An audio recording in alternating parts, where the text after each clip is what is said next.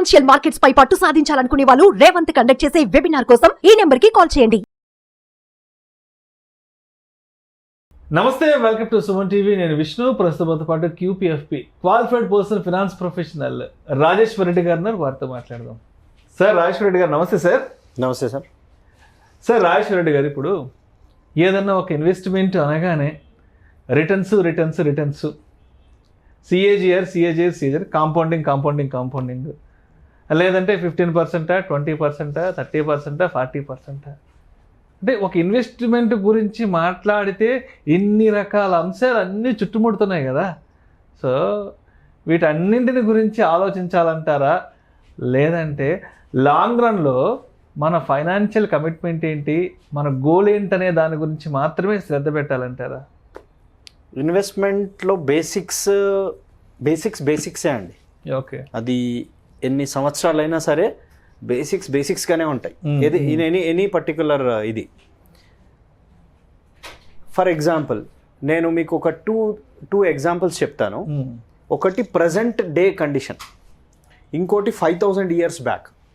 అంటే ఇన్ని సంవత్సరాల నుంచి కూడా బేసిక్స్ మారలేదు అనేదానికే నేను 2 ఎగ్జాంపుల్స్ తీసుకుంటున్నాను. ఫర్ ఎగ్జాంపుల్, ఇన్వెస్ట్మెంట్ అనేది ఇది ఒక జర్నీ అండి, ఒక జర్నీ. ఫర్ ఎగ్జాంపుల్ ఈ రోజున్న సిచ్యుయేషన్స్లో మొన్న ఇది అంటే ఈ ఎగ్జాంపుల్ ఎందుకు వచ్చింది అని అంటే, జస్ట్ రీసెంట్గా మేము విజయవాడ ట్రావెల్ చేసినాం, మన కనకదుర్గమ్మ టెంపుల్ అమ్మవారిని చూసి వచ్చారు.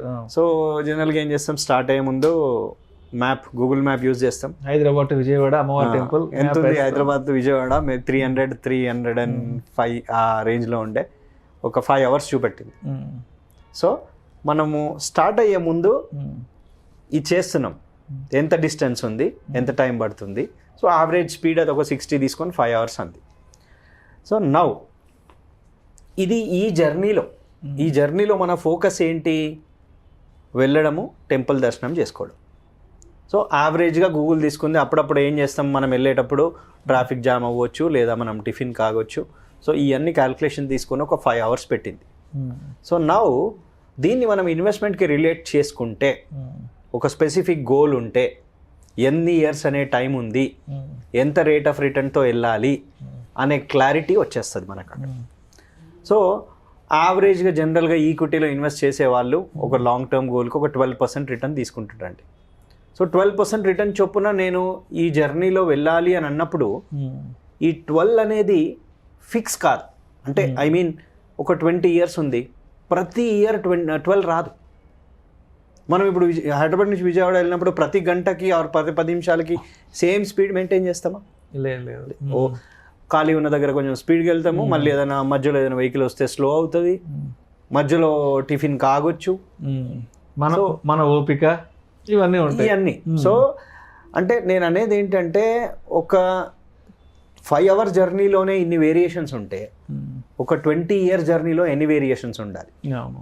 దట్ మీన్స్ ఇన్వెస్ట్ చేసినప్పుడు మీరు రిటర్న్స్ని ఎందుకు చూస్తున్నారు? 20 years ఉన్నప్పుడు జస్ట్ ఫస్ట్లోనే 1 year, 2 year, 3 year చూసి రిటర్న్స్ని చూసి why you are getting panic. అంటే రోజు ట్రాకింగ్ చేయాల్సిన అవసరం లేదు. ఇవాళ రెడ్ లోకి వచ్చింది, గ్రీన్ లోకి వచ్చింది, అవసరం లేదు. జర్నీ అండి, జర్నీలో many ups and downs will be there. Okay, speed, fast, ups, downs ఇవన్నీ ఉంటాయి.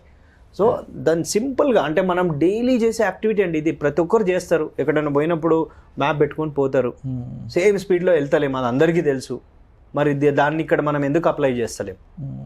So that is the first point. Second point, external factors ఉంటాయి, ఇంటర్నల్ ఫ్యాక్టర్స్ ఉంటాయండి. నేను మళ్ళీ అన్ని ఈ ఎగ్జాంపుల్కి లింక్ చేసే చెప్తాను. ఫర్ ఎగ్జాంపుల్, సేమ్ మనం వెళ్తున్నాం, హైదరాబాద్ నుంచి విజయవాడ వెళ్తున్నాం. ఎక్స్టర్నల్ ఫ్యాక్టర్స్ ఏంటి? ట్రాఫిక్ ఎక్కడ ఎక్కువ ఉంటుంది, ఎక్కడ తక్కువ ఉంటుంది మనకు తెలియదు. మన కంట్రోల్లో ఉందా? లేదు. సపోజ్ వర్షం వస్తుంది, మధ్యలో వర్షం వచ్చింది, ఇవన్నీ జరిగినాయండి మేము వెళ్ళినప్పుడు. అని ఎందుకు రిలేట్ చేస్తున్నా అంటే, సార్ వర్షం ఇక్కడి నుంచి ఇంటికి వెళ్ళడానికే రకరకాల అవరోధాలు, 2-3 kilometers డిస్టెన్స్కే ఇన్ని అవరోధాలు ఉంటాయి. మధ్యలో వర్షం పడుతుంది, ట్రాఫిక్ ఇన్ని ఉంటాయి. మనకు అర్థం కావాల్సిన పాయింట్ ఏంటంటే, ఈ అవరోధాలన్నీ మన కంట్రోల్లో ఉన్నాయా? లేవు. లేవు. అవన్నీ ప్రకృతి చేతిలో ఉంటాయి. ఏ టైంలో ఏ అవరోధం వస్తుంది మనం ఊహించి చెప్పలేం, తెలియదు. మన చేతులు లేదు, అదంతా దైవాధీనం. సో మధ్యలో వర్షం వచ్చిందండి, స్లో కావాల్సి వచ్చింది, ముందు రోడ్ కనిపించట్లేదు, మనం వెళ్ళే పాయింట్ మనకు తెలుసు, కానీ నాకు జస్ట్ ఎంత ఒక 10 meters 20 meters రోడ్ కూడా కనిపించట్లేదు, స్లో చేయాల్సి వచ్చింది, చేయాలి తప్పదు, కాసేపు పక్కన ఆపుకోవాలి, ఎక్కడన్నా ఆపుకోవాలి ఎక్కడన్నా షెల్టర్ చూసుకొని. మధ్యలో ఆకలేస్తుంది, టిఫిన్ చేయాల్సి వస్తుంది. సో ఈ ఫ్యాక్టర్స్ అన్ని అంటే ఎక్స్టర్నల్ ఫ్యాక్టర్స్ ఏంటి, ట్రాఫిక్ అనుకోండి, వెదర్ అనుకోండి. ఇక్కడ మన ఇన్వెస్ట్మెంట్లో ఎక్స్టర్నల్ ఫ్యాక్టర్స్ ఏంటి, ఏదో ఒక మార్కెట్ ఈవెంట్ వస్తుంది, ఏదో ఒక న్యూస్ వచ్చేస్తుంది, గ్లోబల్ న్యూస్ ఒకటి వస్తుంది, డౌన్ అయిపోతుంది మార్కెట్. ఎందుకు వరీ అవడం, షార్ట్ టర్మ్ మనం ఆ షార్ట్ టర్మ్ ఫోకస్ లో ఉంటే దాని గురించి వరీ అవుతే ఇదే ప్రాబ్లం అవుతుంది. మనకు 20 years టైం ఉంది చేతిలో, 20 years టైం ఉంది, అది షార్ట్ టర్మ్ అని మనందరికీ తెలుసు, అయినా మళ్ళీ దాని గురించి ఆలోచిస్తాం. అంటే ఎక్స్టర్నల్ ఫ్యాక్టర్స్ మన కంట్రోల్లో లేనిది, దట్టు మనం కంట్రోల్ చేయలేము, అది ఎప్పుడు వస్తుంది, ఎంతసేపు ఉంటుంది, ఏమీ మనకు ఐడియా లేదు. Still we will be worrying about that. So దాన్ని తీసేయాలి. ఇంటర్నల్ ఫ్యాక్టర్స్ ఏంటి, fear and greed, psychological issues ఇవన్నీ. ఇప్పుడు రిటర్న్ అన్నారు కదా మీరు, 20% 25%. కొంతమంది ఏంటి 20 year జర్నీ ఉంటుంది, ఇప్పుడు ఒక 2 years నుంచి మార్కెట్ ఫుల్ బూమ్ లో ఉంది, ఎవరిది చూసినా 25-30% రిటర్న్లు ఉన్నాయి, ఎగ్జిట్ అవుదామా అంటారు. ఏం చేస్తారు ఎగ్జిట్ అయ్యి, డబ్బులు వచ్చేసాయి కదా, కొట్టేద్దాం. బట్ ఇప్పుడు అవసరం లేదే, ఏం చేయాలి దాన్ని, ఎగ్జిట్ అయ్యి మళ్ళీ ఇన్వెస్ట్మెంట్ అంటారు. ఎగ్జిట్ అవ్వడం ఎందుకు, మళ్ళీ ఇన్వెస్ట్ చేయడం ఎందుకు? కానీ మన ఫుల్ ఫ్లెడ్జ్డ్ గోల్ ఏమో 20 years 15 years ఉంది, కానీ లాస్ట్ 2-3 years రోజున రిటర్న్స్ చూసుకొని రిడెంప్షన్ కొడతా ఉంటారు. మళ్ళీ ఈ జర్నీకి రావడమే. సరే స్పీడ్కి వెళ్తున్నామా అని చెప్పేసి మనం అక్కడ మధ్యలో ఆగిపోతామా? ఆగం కదా. మన అల్టిమేట్ గోల్ ఏంటి, we need to go and visit, have Darshan. So దీనికి రెండిటికి లింక్ చేసుకుంటే మనం చేసే పొరపాట్లు మనకు అర్థమవుతాయి. కానీ రియల్ లైఫ్లో మనం చేసే ఈ చిన్న పనులు మళ్ళీ మనం ఇన్వెస్ట్మెంట్ జర్నీకి లింక్ చేయక చాలా మిస్టేక్స్ చేస్తున్నాం. సో హై రిటర్న్ వచ్చినా కానీ అంతలా హ్యాపీ అవ్వాల్సిన పని లేదు, ఎందుకంటే నేను ఇంకా ట్రావెల్ చేయాల్సింది చాలా ఉంది. సరే హై రిటర్న్స్ వస్తే మళ్ళీ తగ్గదని గ్యారంటీ లేదు, తగ్గితే పెరగదని అది లేదు, పెరుగుతుండొచ్చు. సో లాంగ్ టర్మ్ని అంటే షార్ట్ టర్మ్ ఫోకస్ని మానేసేయాలి, లాంగ్ టర్మ్ వ్యూలోనే ఉండాలి. ఇవి కాకుండా టైమింగ్ ద మార్కెట్. సపోజ్ ఇప్పుడు నేను అన్నాను 300 kilometers 5 hours అన్నాను. ఏం చేస్తామండి, మ్యాక్సిమం వెళ్తే ఒక 15 నిమిషాలు ముందు వెళ్తామో, హాఫ్ అన్ అవర్ ముందు వెళ్తామో స్పీడ్ పోతే. కానీ 5 గంటల్ని 3 గంటలలో వెళ్ళగలుగుతామా? ఒకవేళ 5 గంటల జర్నీ నేను 3 గంటలలో వెళ్తే నేను ఎంత స్పీడ్లో వెళ్ళి ఉండాలి? ఒకవేళ నేను ఆ స్పీడ్లో వెళ్తే ఎన్ని రిస్క్స్ ఉండాలి మధ్యలో? Same applies to investment journey. 12% expectation పెట్టుకున్నాము, నాకు ఎక్కువ కావాలి అంటే నీకు ఎక్కువ రిటర్న్ కావాలంటే ఎక్కువ రిస్క్ తీసుకోవాలి. ఎక్కువ రిస్క్ తీసుకోవాలి అని అన్నప్పుడు క్యాపిటల్కి ప్రాబ్లం ఉంటుంది. సో ఆ జీపీఎస్లో మనం ఫోన్లో జీపీఎస్లో గోల్ సెట్ చేసుకున్నప్పుడు we need to have that patience, we need to have that long term view. Short term focus అనేది మైండ్లోంచి తీసేయాలి, అప్స్ అండ్ డౌన్స్ అనేది తీసేయాలి, ఇంటర్నల్ ఎక్స్టర్నల్ ఫ్యాక్టర్స్ని తీసేయాలి. ఇదంతా టుడేస్ ఎగ్జాంపుల్ అండి, అంటే ఈరోజు మనం జనరల్గా అందరు యూజ్ చేసేది. సరే మరి ఈ ఎగ్జాంపుల్ నేను 5000 years బ్యాక్ది కూడా చెప్తాను కదా. 5000 years బ్యాక్ అంటే నథింగ్ బట్ భగవద్గీత అండి.